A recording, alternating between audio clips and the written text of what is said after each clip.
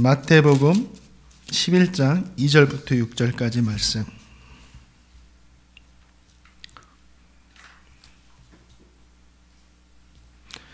오늘은 한 목소리로 다 같이, 짧은 구절이니까 같이 읽겠습니다. 요한이 옥에서 그리스도께서 하신 일을 듣고 제자들을 보내어 예수께 여짜오되 오실 그이가 당신이오니이까 우리가 다른 일을 기다리오리이까. 예수께서 대답하여 이르시되 너희가 가서 듣고 보는 것을 요한에게 알리되 맹인이 보며 못 걷는 사람이 걸으며 나병 환자가 깨끗함을 받으며 못 듣는 자가 들으며 죽은 자가 살아나며 가난한 자에게 복음이 전파된다 하라.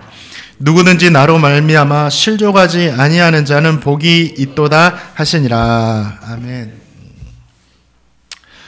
오늘 말씀에는 옥에 갇힌 세례 요한이 자신의 제자들을 예수님께 보내서 했던 한 가지 질문과 그 질문에 대해 대답하시는 예수님의 이야기가 기록되어 있습니다. 옥에 갇히게 된 요한이 예수님께서 하신 일들을 듣고 자신의 제자들을 보내서 하나의 질문을 합니다. 그 질문이 3절 말씀이죠. 함께 같이 읽어보겠습니다. 11장 3절 말씀 읽겠습니다. 예수께 여짜오되 오실 그이가 당신이오니이까 우리가 다른 일을 기다리오리이까. 오실 그이가 당신입니까? 아니면 우리가 다른 분을 기다려야 되나요? 이 질문을 좀 풀어서 말하면, 예수님, 당신이 구약에 예언된 메시아가 맞습니까? 우리를 구원하실 하나님의 아들이 분명히 맞습니까? 이렇게 질문하는 겁니다. 요한복음 1장에 보면 세례 요한은 자신에게 세례를 받기 위해서 찾아오는 예수님을 보면서 뭐라고 하죠? 보라, 세상 죄를 지고 가는 하나님의 어린 양이다. 이렇게 고백합니다. 요한이 몰라서 지금 예수님께 질문하는 게 아니에요. 요한은 알았어요. 마태복음 3장에서도 자신을 소개하기를 나는 예수님의 신발을 들기도 어려운 사람이다. 감당하기도 어려운 사람이다라고 예수님과 자신을 비교할 수 없는 그런 존재라고 고백을 합니다. 예수님을 하나님의 아들로 고백한 거죠. 또 예수님께서 세례 요한에게 세례를 받습니다. 그리고 세례를 받으신 후에 신비한 일들이 일어나는데 그 현장에서 요한도 체험을 해요. 어떤 일들이 일어나죠? 하늘이 열리고 성령이 비둘기같이 내리는 것을 봅니다. 그리고 그 순간 하늘에서 음성이 있었어요. 이는 내 사랑하는 아들이요 내 기뻐하는 자라. 세례 요한도 그 현장에서 모든 신비적인 것을 체험합니다. 세례 요한이 예수님을 몰랐던 게 아니에요. 세례 요한은 예수님의 메시아라는 사실을 누구보다 잘 알고 있었습니다. 그런데 왜 제자들을 보내서 이 질문을 합니까? 왜 이런 질문을 할까요? 이건 불신앙의 질문이 아니죠. 왜 이런 질문을 하냐면 세례 요한이 생각하는 메시아의 모습, 기다렸던 메시아의 모습과 예수님이 행하고 있는 이 메시아의 모습이 틀린 거예요. 요한은 예수님이 구약에 예언된 하나님의 아들 메시아라는 사실을 분명히 알고 선포를 하죠. 그런데 요한이 선포한 메시아, 요한이 알고 있던 메시아는 어떤 거였냐면 그 당시 유대인들이 가진 생각과 동일했어요. 로마로부터 이스라엘 구원해내고 선악간의 심판을 행하시는 하나님의 아들로 보고 있었다라는 거죠. 그런데 하나님께서 메시아를 보내신 이유는 뭐죠? 정치적인 구원이나 세상의 정의 구현이 아니었습니다. 예수님을 통해서 모든 사람이 죄를 용서하시고 온 인류를 구원하셔서 천국 백성 되게 하시는 것이 하나님의 뜻이었고 이것이 무엇보다 중요했죠. 요한은 예수를 메시아로 선포했지만 메시아가 해야 할 일에 대해서는 오해를 하고 있었다라는 거예요. 그 후에 요한은 분봉왕이었던 헤롯 안디바에 의해서 감옥에 갇히게 됩니다. 감옥에 갇혀가지고 예수님께 대해서 계속 관심을 가지고 있었어요. 그리고 이 제자들로부터 예수님에 대한 소식을 계속 듣죠. 그런데 자신이 생각하고 있던 자신이 가지고 있던 메시아의 모습이 예수님에게는 전혀 보이지 않는 거예요. 그래서 생각합니다. 정말 예수님이 메시아가 맞는가? 나는 이분이 진짜 하나님의 아들로 알고 있는데 왜 내가 알고 있는 메시아의 행동을 하지 않는가? 그 의문이 들어서 지금 질문하는 거죠. 지금도 자신의 생각과 기준을 가지고 신앙생활하는 분들이 있어요. 자신의 생각과 기준을 가지고 내가 생각하는 예수님, 내가 기준 삼은 예수님, 이렇게 생각하는 신앙인들이 있어요. 그래서 자신의 생각하는 것과 기대하는 것과 맞아떨어지면 내가 기대하는 것을 충족해주고 내가 바라는 것을 이루어주면 오병이어의 기적을 맛보고 예수님을 자신들의 왕으로 삼으려 했던 이스라엘 백성들처럼 지금도 예수님께 열광합니다. 예수님께서 이렇게 해주셨어요. 예수님께서 나의 기대를 이렇게 충족시켜 주셨어요. 하고 막 열광을 하죠. 그런데 예수님이 자신의 생각과 맞지 않으면 어떻게 합니까? 나는 기대를 하고 예수님께 왔는데, 나는 예수님이 이렇게 해줄 거라고 생각하고 왔는데 그것이 안 되니까 어떻게 하죠? 예수님을 다 떠나버립니다. 다 떠나버려요. 그게 예수님 사역할 때도 똑같이 일어난 현상이었습니다. 요한복음 6장을 보면 예수님께서 이적을 베푸시자 수많은 사람들이 막 수천 명, 수만 명이 예수님을 열광하면서 다 따릅니다. 그런데 예수님께서 기적만 베푸시는 것이 아니라 다 몰려든 사람에게 또 뭘 하세요? 천국의 복음을 증거하시죠. 이 천국의 복음은 사람이 이해할 수가 없어서 어려워요. 예수님께서 천국의 복음을 수많은 사람들에게 증거하시죠. 어떻게 합니까? 많은 사람들이 주님에게서 떠나고 다시는 예수님과 함께 하지 않았다라고 기록합니다. 이게 뭐냐면 이건 내가 알고 있는 예수님이 아닌데, 내가 기대하고 바라보고 있는 예수님이 아닌데 예수님 이상하다 하면서 다 떠나버린 거죠. 그러니까 그렇게 수많은 사람들이 자신에 몰려들더니 제자 몇 명만 남으니까 제자들에게 뭐라 그래요? 너희도 가려느냐? 너희도 가려느냐? 저는 이 주님의 말씀을 딱 읽은 순간에 제 마음이 울컥했습니다. 수많은 사람들이 열광하고 따라오다가 다 사라지고 몇 명 남으니까 너희도 가려느냐? 우리 성도님도 가시면 안 됩니다. 너희도 가려느냐? 저와 성도님은 나의 생각을 가지고 신앙생활을 해서는 안 돼요. 그렇게 하면 우리도 언젠가는 이스라엘 백성들처럼 주님을 떠나게 될 것이에요. 저와 성도님은 나의 생각과 기준이 아니라 하나님의 뜻, 하나님의 말씀을 가지고 신앙생활을 해야 된다라는 겁니다. 그래야지 주님을 떠나지 않을 수 있어요. 그리고 내 자신이 생각하는 것보다 주님의 뜻이 나에게는 더 큰 유익이 됩니다. 당장은 내 뜻 이루어주는 게 마음에 속 시원한 것 같지만 정말 멀리 보고 길게 보면 주님의 뜻이 나에게는 더 큰 유익을 준다라는 거죠. 우리는 고작 오병이어를 통해서 배불리 먹는 것에 만족을 하지만, 그리고 열광을 하지만, 우리 주님은 배불리 먹는 것을 넘어서 생명을 얻게 하는 떡을 주심으로 말미암아 몸과 영혼의 완전한 만족을 주시고 영원한 천국을 우리에게 주시는 분이라는 거죠. 자신의 생각과 맞지 않으니까 의문이 들어서 이런 질문을 하는 거예요. 또 한 가지 세례 요한이 이 질문을 했던 이유가 뭐냐면 고난 때문이에요. 어려움 때문이에요. 세례 요한은 이사야 선지자의 예언된 인물로 광야에서 외치는 자의 소리가 되어서 주님의 길을 예비하는 사역을 해요. 이사야 선지자가 예언을 하잖아요. 메시아가 오기 전에 광야에서 외치는 자의 소리가 나타나서 주의 길을 예비할 것이다. 그 사람이 누구였어요? 세례 요한이었죠. 주님을 위해서 이 세례 요한은 젊음의 시간을 온통 광야에서 보냅니다. 예루살렘에 있지도 않고 대도시에 있지도 않고 사람이 없는 그 광야에서 주님을 위해서 이 젊음을 다 드려요. 얼마나 멋집니까? 멋지지만 힘든 거예요. 요한은 주님의 길을 예배하는 사역만 한 것이 아니에요. 구약의 마지막 선지자가 세례 요한이거든요. 선지자로서 지도자들을 책망하고 바로잡는 일들도 합니다.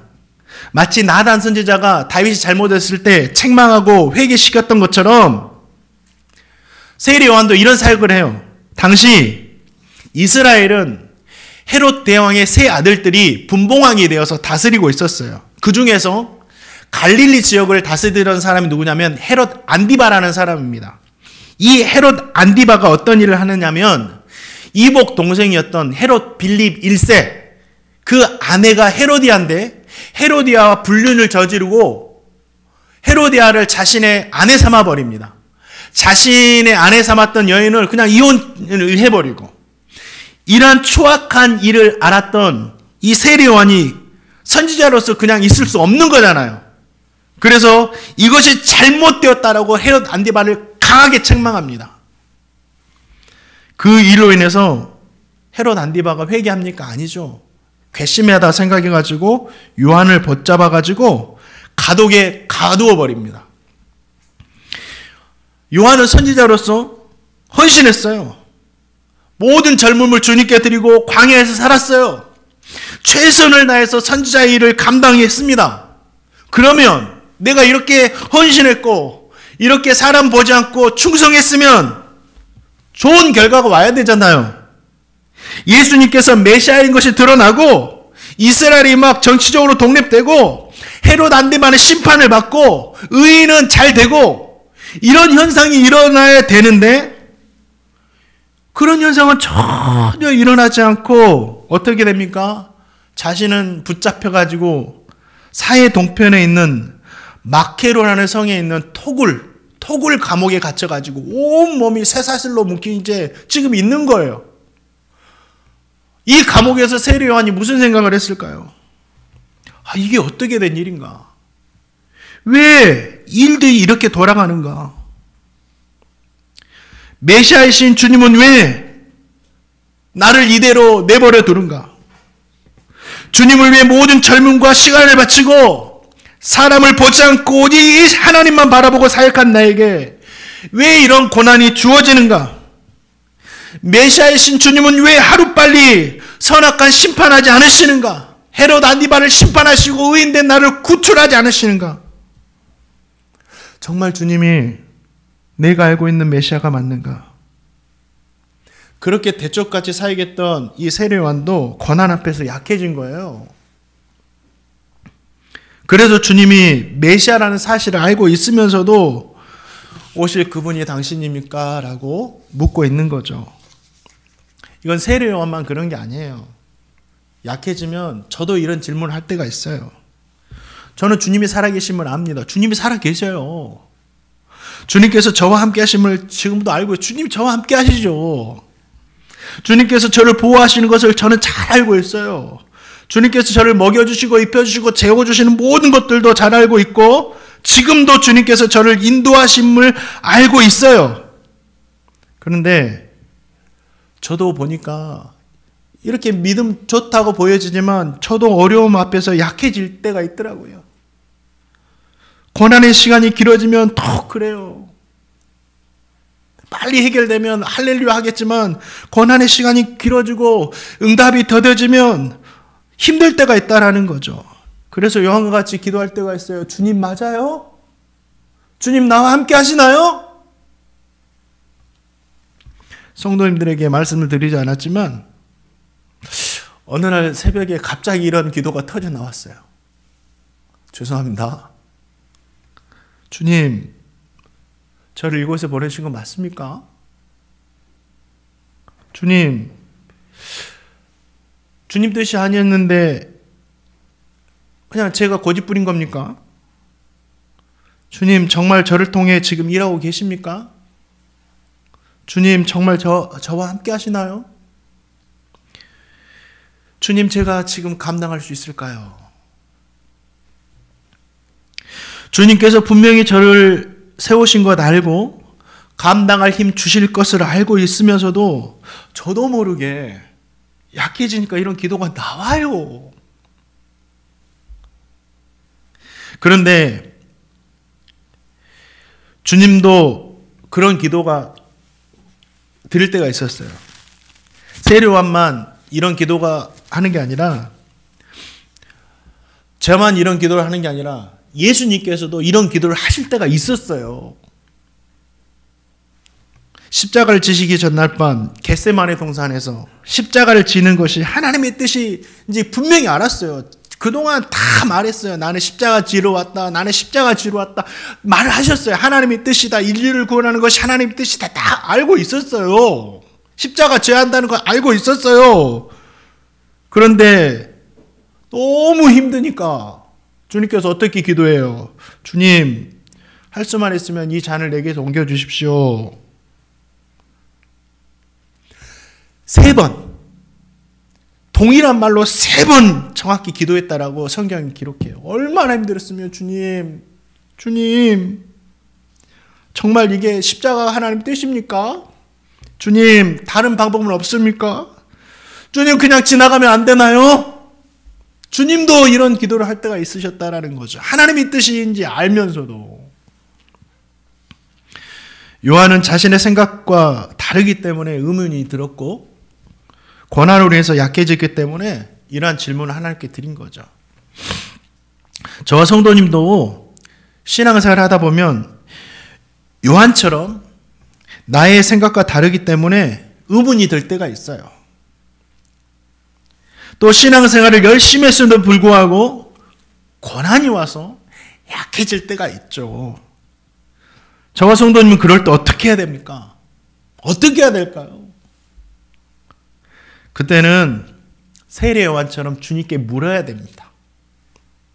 오실 그이가 당신입니까? 아니면 다른 분을 기다려야 되나요? 주님께 기도해야 돼요. 왜 묻고 기도해야 되죠? 자, 마태복음 11장 4절 말씀입니다. 우리 같이 한번 읽어보겠습니다. 시작.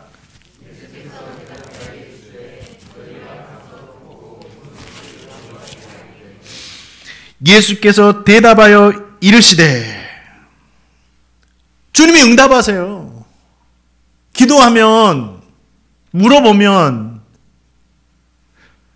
주님은 세례 요한이 제자들을 보내서 질문하자, 야, 왜 이렇게 믿음이 없냐? 왜 이렇게 연약해졌냐? 이렇게 책망하지 않으셨어요. 그러자 대답하셔서 친절하게 대답해 주셨습니다. 요한의 질문은 불신앙의 질문이 아니었죠. 주님을 메시아로 다시 한번 확신하고 싶은 그런 질문이었어요. 예수님을 메시아로 믿고 있는 자신의 믿음이 틀리지 않았음을 확인하기 위한 질문이었죠. 이 질문을 통해서 자신이 당하고 있는 고통을 이겨내기를 원했다라는 거예요. 그래서 기도한 겁니다. 저와 성도님이 기도하지 않아서 그렇지, 주님은 믿음을 갖기 위한 기도와 고난을 이겨내기 위한 기도에 응답해 주세요. 예수님께서 대답하여 이르시되, 주님은 제가 새벽 시간에 낙심해서 하는 그 기도에 응답을 주시더라고요. 응답을 주셨어요. 주님께서 지금도 저와 함께 하십니까? 주님, 정말 제가 감당할 수 있습니까? 어느 날 정말 저에게 두려움이 찾아왔어요. 두려움이. 정말 큰 두려움이 찾아왔습니다. 정말 내가 감당할 수 있을까? 그때 이 기도를 드리면서 한참 시편의 말씀을 성도들과 나누고 설교하고 있을 때였어요. 그때 이 말씀을 읽었습니다. 시편 23편 4, 5절. 저와 성도님 다 잘 알고 있는 말씀이에요. 저는 이 말씀이 저에게 응답으로 주어졌어요. 한번 같이 한번 읽어볼까요? 읽겠습니다. 시작.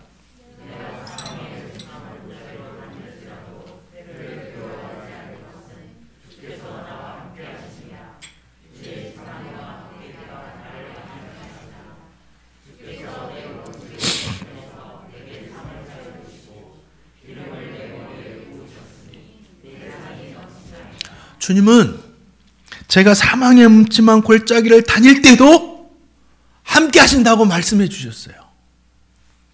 주님은 감당할 수 있고 이겨낼 수 있도록 힘 주시겠다. 밥상까지 차려주시겠다라고, 기름도 부어주셔서 힘 주시겠다고 저에게 말씀하셨어요. 저는 이 말씀을 읽는 것이 아니라 이 말씀을 주님의 음성으로 들었습니다. 이보다 더 확실한 주님의 응답이 어디 있냐고요. 사랑하는 성도님, 의심이 들 때, 그리고 어디서 왔는지도 모를 고난들이 찾아올 때 기도하세요. 기도하세요. 그리고 주님의 말씀을 읽으면서 그 말씀에 귀를 기울이시기 바랍니다. 주님은 말씀을 통해서 성도님들에게 분명 응답 주실 줄 믿습니다. 자, 주님께서 이렇게 세례 요한이 질문을 할 때, 기도할 때 어떤 응답을 주시죠? 이게 마태복음 11장 5절 말씀이에요. 같이 한번 읽어보겠습니다. 시작. 맹인이 보며 못 걷는 사람이 걸으며 나병 환자가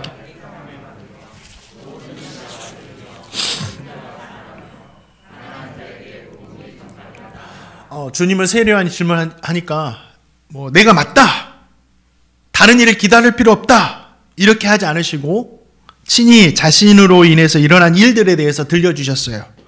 세례 요한에 가서 이렇게 말해라. 나로 인해서 맹인이 보고, 못 걷는 사람이 걷고, 나병 환자가 깨끗함을 받고, 못 듣는 자가 듣고, 죽은 자가 살아나고, 가난한 자에게 복음이 전파된다. 이것이 세례 요한의 질문해 주시는 답이었습니다. 예수님의 이러한 사역은 구약 성경에 예언된 메시아의 이야기입니다. 메시아가 오시면 이런 일들이 있을 거야 라고 선지자들이 예언했는데, 지금 예수님을 통해서 이런 일들이 일어나고 있다라는 거죠. 이런 일들이 일어난 걸 봐라. 하나님의 말씀이 나를 통해서 성취되는 걸 봐라. 내가 메시아이지 않느냐, 이렇게 대답하시는 거죠. 자, 이사야 42장 7절 말씀 같이 읽어보겠습니다. 이게 메시아에 대한 선지자의 예언입니다. 읽겠습니다.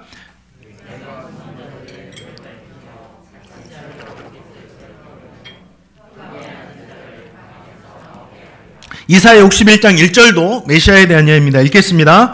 주 여호와 영이 내게 내리셨으니 이는 여호와께서 내게 기름을 부으사 가난한 자에게 아름다운 소식을 전하게 하려 하심이라. 나를 보내사 마음이 상한 자를 고치며 포로된 자에게 자유를, 갇힌 자에게 노임을 선포하며. 세례 요한이 예수님께 질문했을 때 예수님은 즉흥적으로 대답하신 것이 아니었어요. 구약 성경에 기록된 말씀을 통해서 응답을 주신 거예요. 내가 구약 성경에 기록된 모든 메시아의 예언을 이루어내고 있다. 나를 통해서 메시아의 예언이 성취되고 있다. 요한의 질문에 이보다 더 정확한 응답이 어디 있겠냐고요.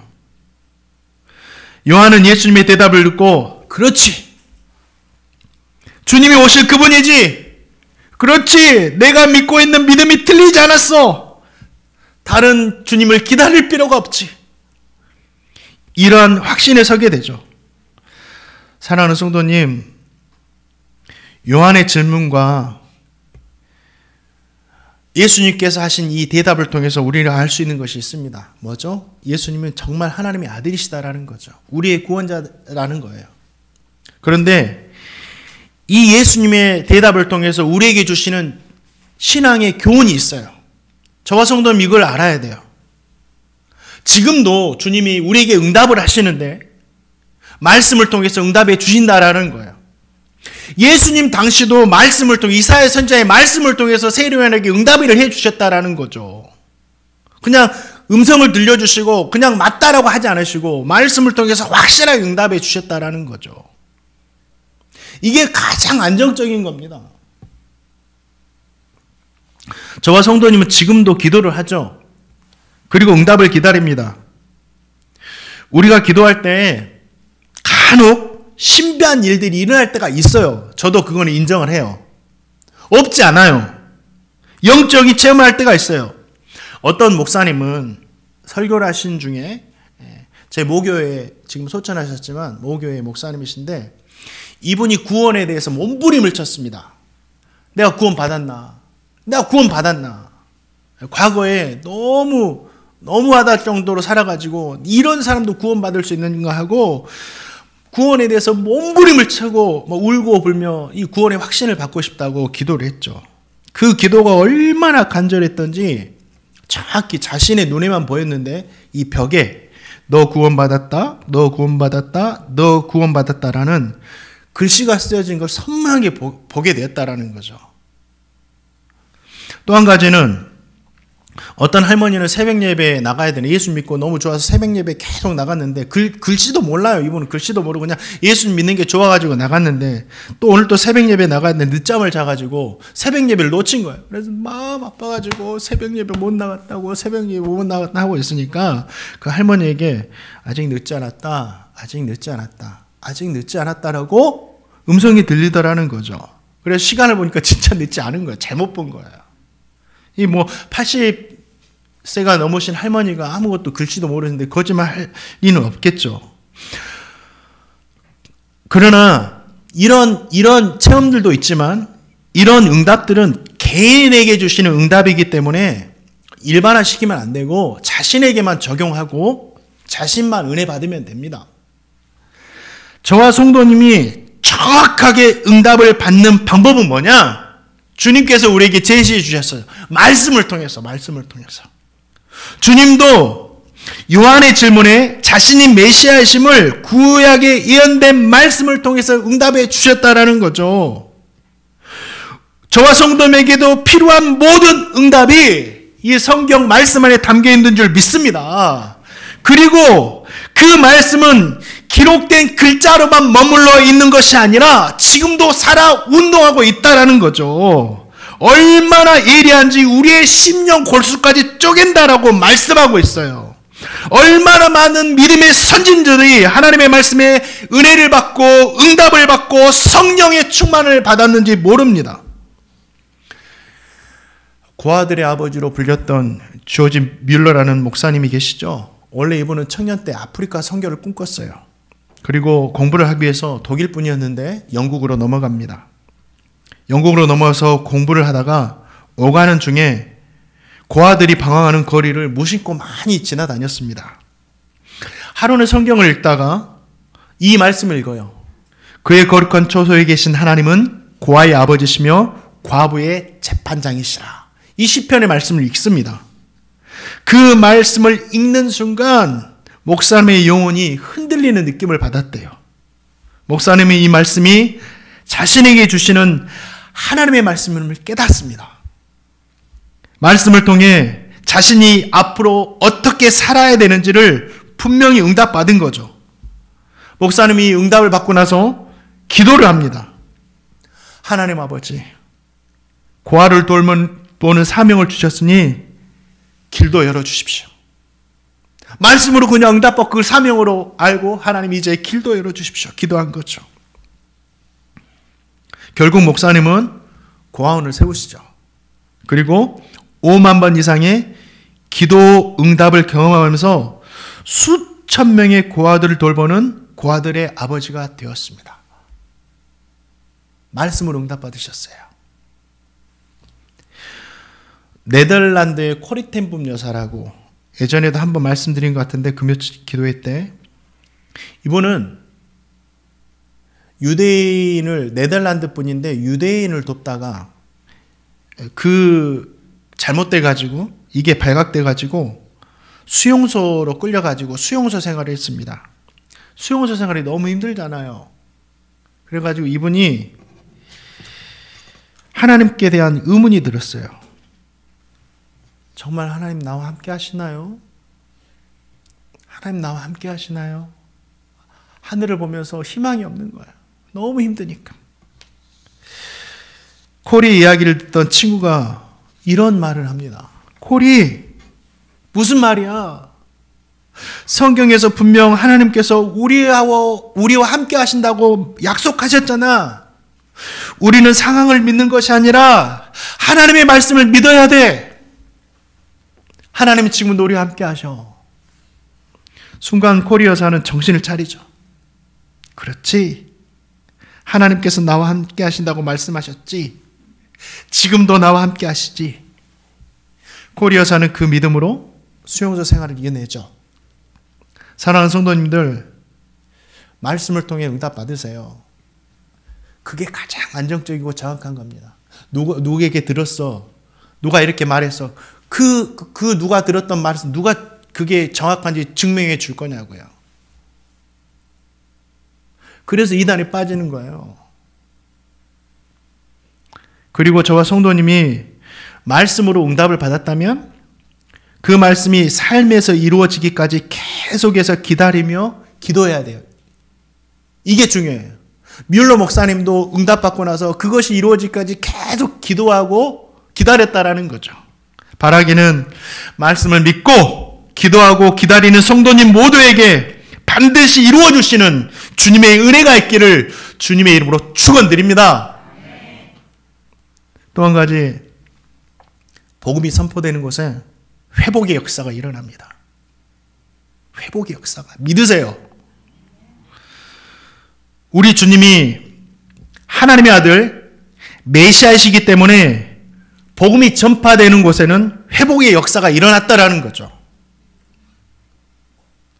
병든 몸이 고침을 받아서 건강한 몸으로 회복되는 은혜가 일어났습니다. 우리 주님이 하나님의 아들이시기 때문에 상한 마음과 심령이 치유를 받아서 평안함이 얻게 되었죠. 귀신에 억눌린 사람들이 노임을 받아 자유함을 누리게 됩니다. 그래서 귀신 들린 자들이 주님을 만나자 귀신으로부터 노임을 받아서 회복이 됩니다. 성전 미문에서 앉아서 구걸하던 그 앉은배기가 회복되어서 일어나는 역사도 일어나고, 침상이 누웠던 중풍병자가 일어나서 건강을 회복되는 역사가 일어나는 겁니다. 그리고 죽은 영혼도 살아납니다. 예수님을 믿지 않는 사람들은 살았다고 하지만 죽은 자들과 같습니다. 그분들에게는 아직 영생이 주어지지 않았기 때문이죠. 모두가 강건하면 70, 80년을 살다가 영원히 죽을 수밖에 없는 시한부 인생을 살고 있어요. 그러나 복음 모든 사람에게 생명을 줍니다. 죽을 수밖에 없는 사람도 살려냅니다. 이처럼 복음이 선포되는 곳에는 회복의 역사가 일어나는 줄 믿습니다. 주님이 가는 곳마다 이런 일들이 일어난다. 내가 메시아다. 이 회복은 과거 예수님 당시에만 일어나는 것이 아니라 지금도 일어납니다. 지금도 치유되고 지금도 살아나는 줄 믿습니다. 우리 시간에 잠시 우리 두 손 모으고 가슴에 손을 올려볼까요? 예배 올라오면서 주님께서 저희 감동을 주셔가지고 잠시 눈을 감아봅시다. 하나님 아버지, 믿음으로 손을 올렸습니다. 성경에 보니까 손을 얹은 즉 나으리라 말씀하셨는데 우리는 그 말씀을 의지합니다. 마음 아프고 몸 아프고 해결되지 않는 인생의 문제가 있거든 주님 은혜를 베풀어 주옵소서. 마음 아프고 몸 아픈 우리 성도님들에게 치유의 역사를 주시고 해결되지 않는 문제들은 주님 회복되게 하여 주옵소서. 나사렛 예수 그리스도의 이름에 명하노니 모든 육신의 질병들과 해결되지 않는 문제들은 다 해결되고 고침받을지어다. 예수님의 이름으로 기도합니다. 사랑하는 성도님들, 회복이 필요한 곳에 그리스도의 복음을 전하시기 바랍니다. 가정에 전하시고 일하는 곳에 전하시고 이웃에게 전하시기 바랍니다. 또한 교회 안에 복음을 가득 채워야 됩니다. 이 교회 안에 복음이 가득 채워져야 돼요. 예수님의 사랑.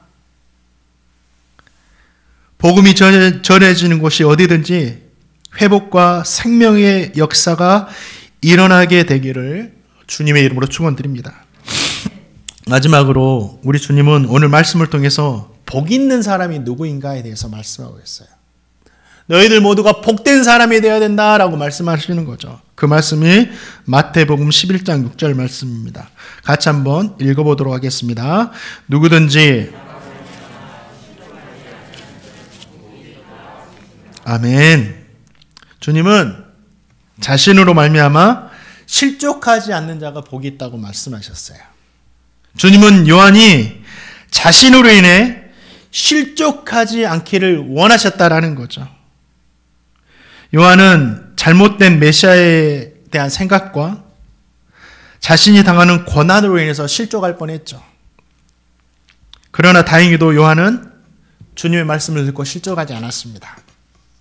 그런데 요한과 달리 이스라엘 백성들과 종교 지도자들, 바리새인들은 다 실족합니다. 예수님이 자신들이 바라는 메시아의 모습이 아니기 때문에 실족하죠. 메시아가 오셔서 고난의 문제를 다 해결해 줘야 되는데 그러지 못하기 때문에 막 실족을 합니다. 또 자기들이 원하는 대로 하나님을 섬기며 살아야 하는데 예수님이 그렇게 하지 못하도록 막 방해를 하는 거예요. 성전에서 장사를 해서 많은 돈을 벌어야 되는데, 교회에서 장사를 해가지고 많은 돈을 벌어야 되는데 그것이 잘못되었다고 막으시는 거예요. 나는 내 집은 기도하는 집인데 장사하는 집이 아니다, 돈 버는 집이 아니다 하시면서 다 막아버리는 거예요.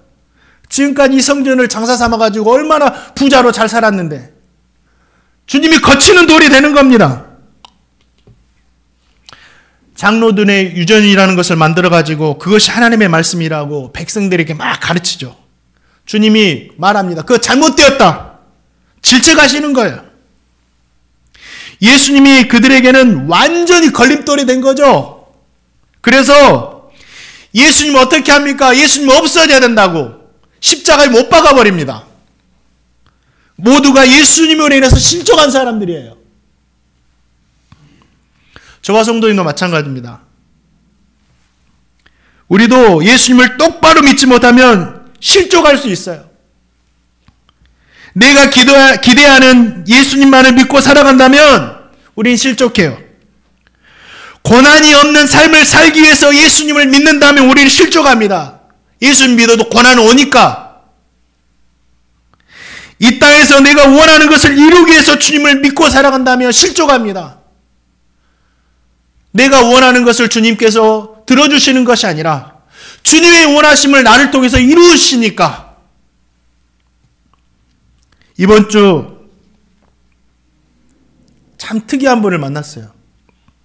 40년 정도 스님으로 살다가 예수님을 만나가지고 잠깐 대화를 했습니다. 스님 생활할 때 매일 새벽 3시에 일어나서 부처 앞에서 앉아서 기도를 했답니다. 몇십 년 동안 그 일을 했대요. 그러던 중에 이런 생각이 들더랍니다. 듣지도 못하고 말하지도 못하는 나무로 된 불상 앞에서 지금 내가 뭐하는 짓인가? 내가 왜 이렇게 고통스럽게 살아야 되는가? 그러다가 거기에는 구원이 없다는 것을 깨닫고 스님 생활을 다 정리하고 절에서 나와버렸답니다. 그리고 예수님을 믿게 되었대요. 그래서 계속 저에게 말씀하시는 것은 불교에는 구원이 없습니다. 거기에는 구원이 없습니다. 지금은 스님으로 살 때보다 경제적으로 너무 어렵답니다. 기초생활 수급자로 사시니까 평생을 불교에서 살았는데 뭐 할 수 있는 게 없잖아요. 그러나 지금 생활이 너무 힘들어도 그곳에 구원이 없기 때문에 절대로 돌아가지 않는다고 했습니다. 그런데 신기한 것은 이분이 말하는 게 그래요. 절에 있다 보면 그곳에 들어오셔서 생활하시는 분들이 있는데 그 중에 교회 장로님도 있다고 하셨습니다. 그분이 말씀하시기를 장로라고 해도 겉으로는 믿음이 있는 것 같아 보였지만 실상은 믿음이 없이 교회만 다녔던 사람이었다라는 거죠. 그분이 그 스님 생활했던 분이 저에게 하시는 이야기예요. 교회를 다녀도 자신이 기대한 것처럼 이루어지지 않으니 절로 들어와서 부처를 믿는 거죠. 어떤 분은 예수님 믿으면 술도 못 마시고 예수 믿으면 담배도 못 피우고, 예수 믿으면 주일에 놀러도 못 가고, 예수 믿으면 지금까지 내가 좋아하는 거 다 할 수 없으니까 믿지 않는다는 분들이 있어요. 그러니까 나는 예수님 못 믿겠다고. 이분들에게는 예수님이 걸림돌이 된 거예요. 그래서 실족한 겁니다. 사랑하는 성도님들, 저와 성도님도 잘못된 믿음, 잘못된 기대를 가지고 생활을 하면 실족할 수 있어요. 주님은 저와 성도님 모두가 예수님으로 인해서 실족하지 않고 복이 있는 삶을 살기를 원하세요. 주님은 우리의 걸림돌이 절대 아니세요. 왜 우리 주님 우리의 걸림돌이시냐고요? 아니세요. 우리 주님 우리에게 가장 좋은 것 주시는 분이에요. 자신의 생명까지 주시는 분이셨잖아요. 천국의 영생도 주시고, 고통 속에 있을 때 함께 해주시고, 세상의 찌든 삶에서 벗어나 천국 백성으로 온전하게 살게 해주시고, 어둠 중에 있지만 소망을 주시는 분이세요. 저희 어머니에게 배운 것이 있습니다. 나는 예수님이 아니라면 용서하지 못했다. 나는 예수님이 아니라면 지켜내지 못했다. 나는 예수님이 아니라면 감사하며 살지 못했다. 모두가 예수님이 좋은 것 주셨다라는 거죠. 예수님은 정말 좋은 것 주신 분이세요. 이 예수님을 믿으시고 끝까지 복되게 살아가시기를 주님의 이름으로 축원드립니다. 말씀을 맺습니다. 이해할 수 없는 일들이 일어날 때, 고통 속에 있을 때 기도하시기 바랍니다. 주님께서 성도님 모두에게 말씀을 통해서 가장 좋은 응답 주실 줄 믿습니다. 주님의 복음이 가는 곳에 회복의 역사가 있습니다. 치유의 역사가 일어납니다.